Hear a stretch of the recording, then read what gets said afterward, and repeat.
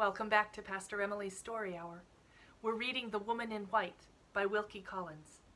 This is Part 8, Chapter 12. Our inquiries at Limmeridge were patiently pursued in all directions and among all sorts and conditions of people, but nothing came of them. 3 of the villagers did certainly assure us that they had seen the woman, but as they were quite unable to describe her and quite incapable of agreeing about the exact direction in which she was proceeding when they last saw her, these 3 bright exceptions to the general rule of total ignorance afforded no more real assistance to us than the mass of their unhelpful and unobservant neighbors. The course of our useless investigations brought us in time to the end of the village at which the schools established by Mrs. Fairley were situated.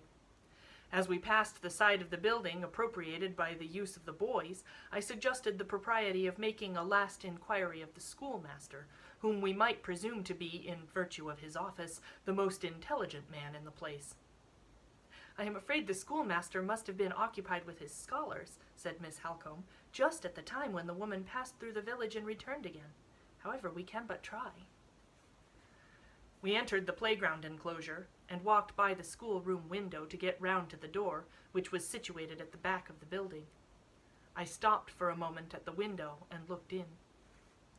The schoolmaster was sitting at his high desk with his back to me, apparently haranguing the pupils, who were all gathered together in front of him, with one exception.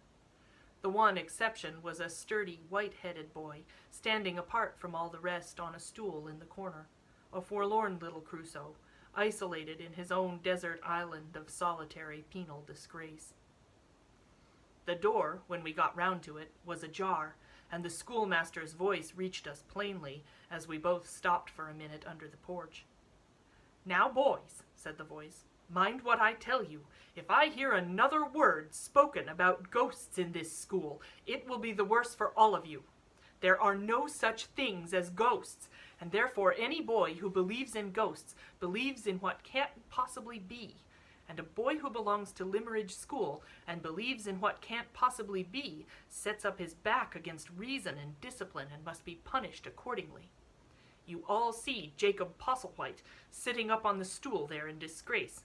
He has been punished not because he said he saw a ghost last night, but because he is too impudent and too obstinate to listen to reason, and because he persists in saying he saw the ghost after I have told him that no such thing can possibly be. If nothing else will do, I mean to cane the ghost out of Jacob Postlethwaite. And if the thing spreads among any of the rest of you, I mean to go a step further and cane the ghost out of the whole school." "We seem to have chosen an awkward moment for our visit," said Miss Halcombe, pushing open the door at the end of the schoolmaster's address and leading the way in. Our appearance produced a strong sensation among the boys. They appeared to think that we had arrived for the express purpose of seeing Jacob Postlethwaite caned. "Go home, all of you, to dinner," said the schoolmaster, "except Jacob. Jacob must stop where he is, and the ghost may bring him his dinner if the ghost pleases." Jacob's fortitude deserted him at the double disappearance of his schoolfellows and his prospective dinner.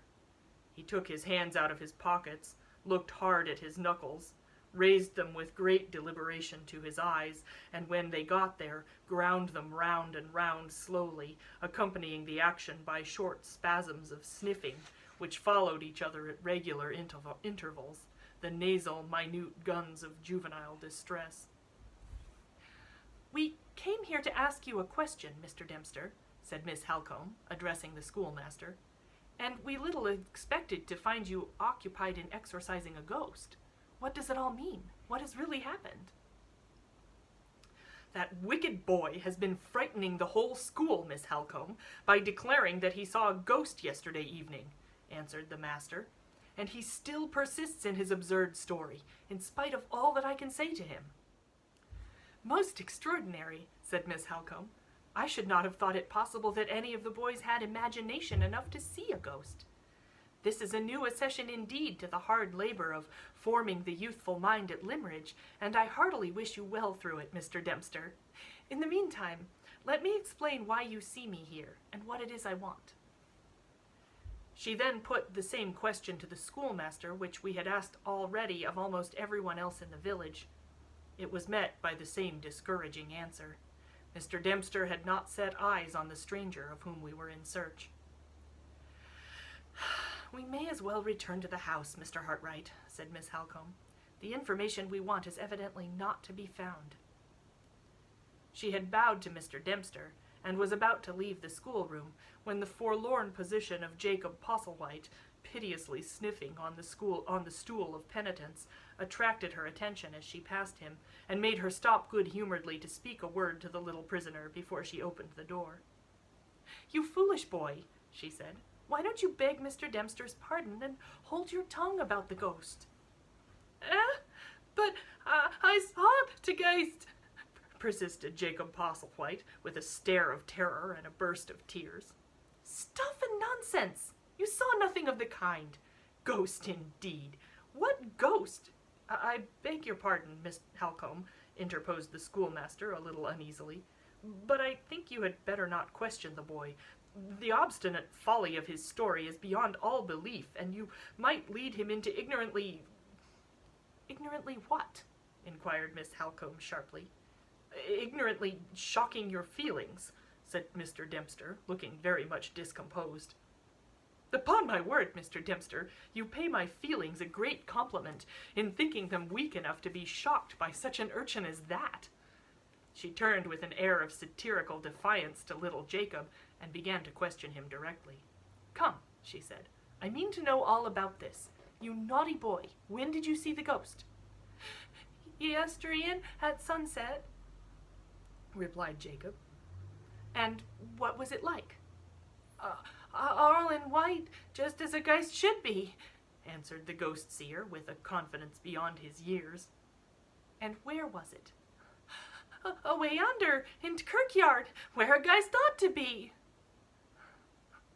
"As a ghost should be, where a ghost ought to be! Why, you little fool! You talk as if the manners and customs of ghosts had been familiar to you from your infancy. You have got your story at your fingers' ends, at any rate. I suppose I shall hear next that you can actually tell me what ghost it was, or whose it was." But I just can," replied Jacob, nodding his head with an air of gloomy triumph. Mr. Dempster had already tried several times to speak while Miss Halcombe was examining his pupil, and now he interposed resolutely enough to make himself heard. "Excuse me, Miss Halcombe," he said, "if I venture to say that you are only encouraging the boy by asking him these questions." "I will merely ask one more, Mr. Dempster, and then I shall be quite satisfied. Well," she continued, turning to the boy, "and whose ghost was it?" "T' ghost of Mistress Fairlie," answered Jacob. The effect which this extraordinary reply produced on Miss Halcombe fully justified the anxiety which the schoolmaster had shown to prevent her from hearing it. Her face crimsoned with indignation. She turned upon little Jacob with an angry suddenness which terrified him into a fresh burst of tears, opened her lips to speak to him, then controlled herself and addressed the master instead of the boy. "It is useless," she said, "to hold such a child as that responsible for what he says. I have little doubt that the idea has been put into his head by others. If there are people in this village, Mr. Dempster, who have forgotten the respect and gratitude due from every soul in it to my mother's memory, we shall find them out, and if I have any influence with Mr. Fairlie, they shall suffer for it." "I hope, indeed I am sure, Miss Halcombe, that you are mistaken," said the schoolmaster. "The matter begins and ends with the boy's own perversity and folly.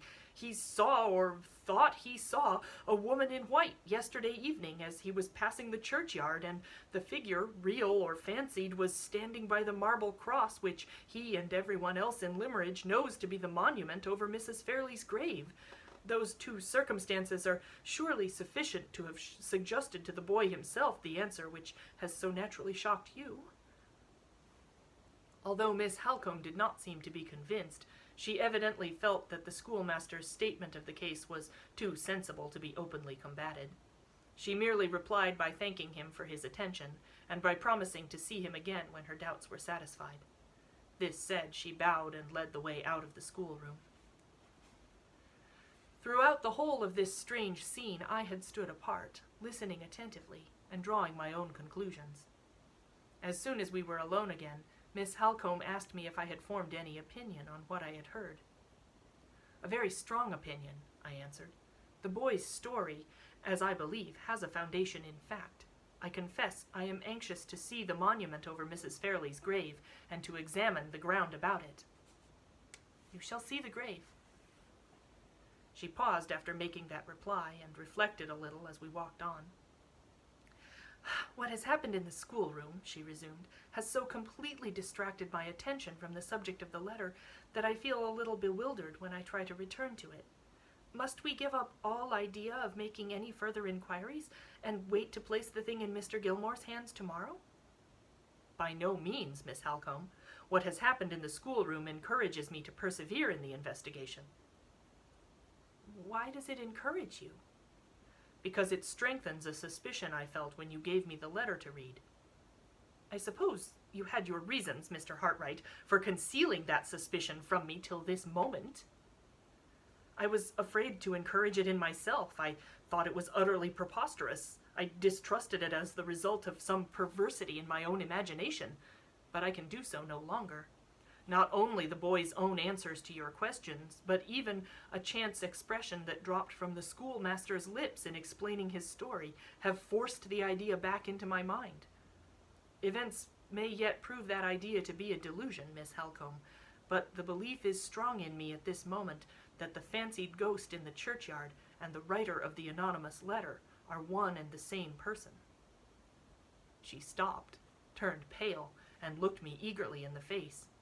"What person?" "The schoolmaster unconsciously told you. When he spoke of the figure that the boy saw in the churchyard, he called it a woman in white." "Not Anne Catherick?" "Yes, Anne Catherick." She put her hand through my arm and leaned on it heavily. "I don't know why," she said in low tones, "but there is something in this suspicion of yours that seems to startle and unnerve me. I feel—" She stopped and tried to laugh it off. "Mr. Hartright," she went on, "I will show you the grave, and then go back at once to the house. I had better not leave Laura too long alone.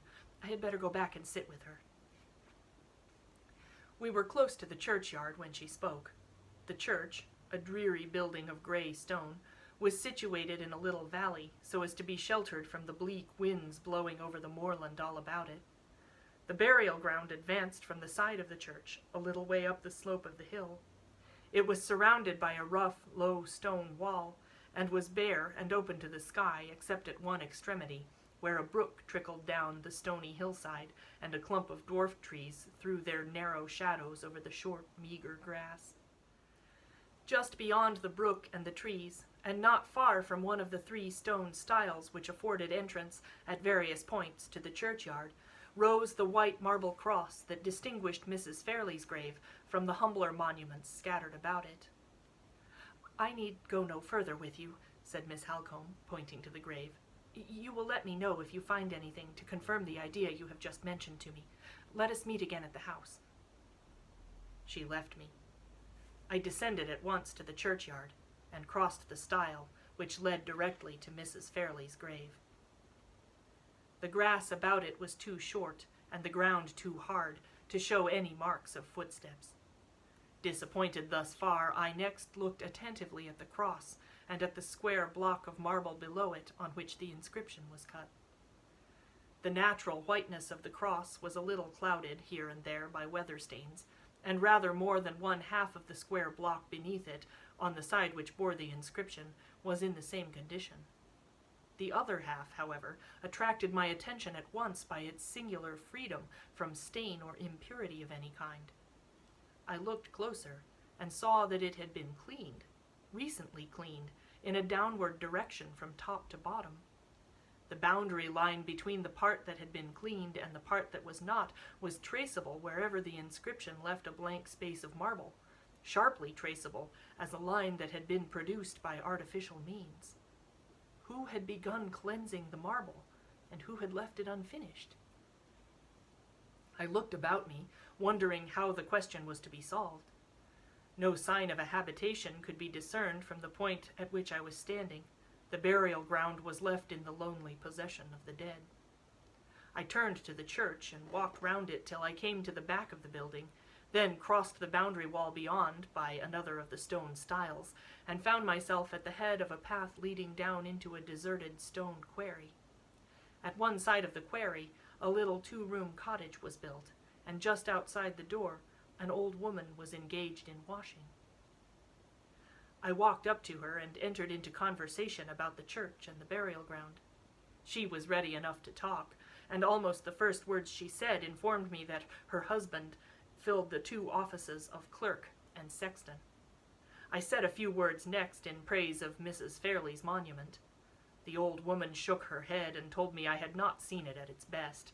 It was her husband's business to look after it, but he had been so ailing and weak for months and months past that he had hardly been able to crawl into church on Sundays to do his duty, and the monument had been neglected in consequence.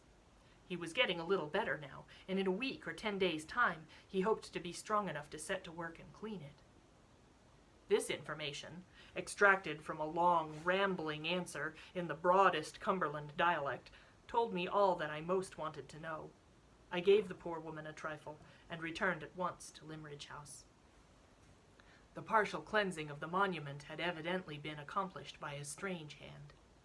Connecting what I had discovered thus far with what I had suspected after hearing the story of the ghost seen at twilight, I wanted nothing more than to confirm my resolution to watch Mrs. Fairley's grave in secret that evening, returning to it at sunset and waiting within sight of it until the night fell. The work of cleansing the monument had been left unfinished, and the person by whom it had been begun might return to complete it. On getting back to the house, I informed Miss Halcombe of what I intended to do. She looked surprised and uneasy while I was explaining my purpose, but she made no positive objection to the execution of it. She only said, "I hope it may end well." Just as she was leaving me again, I stopped her to inquire as calmly as I could after Miss Fairley's health. She was in better spirits, and Miss Halcombe hoped she might be induced to take a little walking exercise while the afternoon sun lasted. I returned to my own room to resume setting the drawings in order.